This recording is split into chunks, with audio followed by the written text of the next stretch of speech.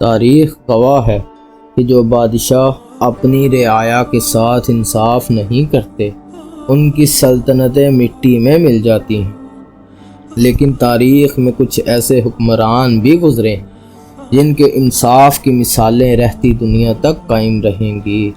یہ سچا واقعہ ہے سلطنت غزنوی کے مشہور بادشاہ سلطان محمود غزنوی کا۔ سلطان محمود غزنوی اپنی بہادری اور انصاف پسندی کی وجہ سے پوری دنیا میں مشہور تھے۔ ایک دن سلطان اپنے دربار میں بیٹھے تھے کہ ایک بوڑھی ماں جس کے کپڑے پھٹے ہوئے تھے اور آنکھوں میں آنسو تھے، روتی ہوئی دربار میں داخل ہوئی۔ اس نے تڑپ کے کہا، اے سلطان وقت، میری فریاد سنو، میرے ساتھ بہت بڑا ظلم ہوا ہے۔ سلطان محمود غزنوی نے بوڑھی ماں کو عزت سے بٹھایا اور پوچھا، مائی بتاؤ تمہارا کیا مسئلہ ہے؟ میرے ہوتے ہوئے تمہارے ساتھ کس نے ظلم کیا؟ بوڑھی ماں نے روتے ہوئے کہا، سلطان، آپ کے ملک کے دور دراز علاقے میں ڈاکوؤں نے میرے اکلوتے بیٹے کو قتل کر دیا اور ہمارا سب کچھ لوٹ کر لے گئے۔ میں برباد ہو گئی، میرے جینے کا واحد سہارا چھن گیا۔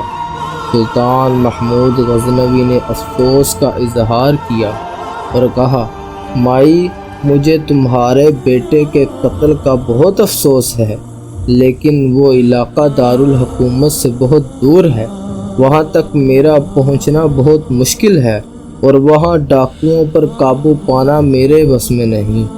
بوڑھی ماں نے جب یہ سنا تو اس نے سلطان کی آنکھوں میں آنکھیں ڈال کر ایک ایسا جملہ کہا جس نے سلطان کے پورے وجود کو ہلا کر رکھ دیا۔ بڑھیا نے کہا، اے محمود، اگر تم اتنے دور دراز علاقے کی حفاظت نہیں کر سکتے اور وہاں کی رعایا کو انصاف نہیں دے سکتے تو پھر اتنے بڑے علاقے پر حکومت کیوں کرتے ہو؟ اللہ کے ہاں تم سے اس کا حساب لیا جائے گا۔ بڑھیا کے ان الفاظ نے سلطان محمود غزنوی کو ہلا کر رکھ دیا۔ ان کا سر شرم سے جھک گیا اور آنکھوں میں آنسو آ گئے۔ انہوں نے فوراً اپنی فوج کو حکم دیا کہ اس علاقے کے ڈاکوؤں کو ہر قیمت پر پکڑا جائے۔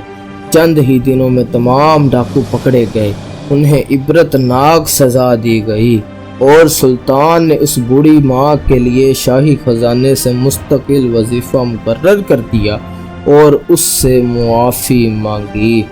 محترم ناظرین، یہ تھا ہمارے اسلاف کا انصاف، جہاں ایک غریب بڑھیا بھی وقت کے بادشاہ کے سامنے سچی بات کہہ سکتی تھی۔ اگر آپ کو یہ سچا اسلامی واقعہ پسند آیا ہو تو ویڈیو کو لائک اور شیئر لازمی کیجیے۔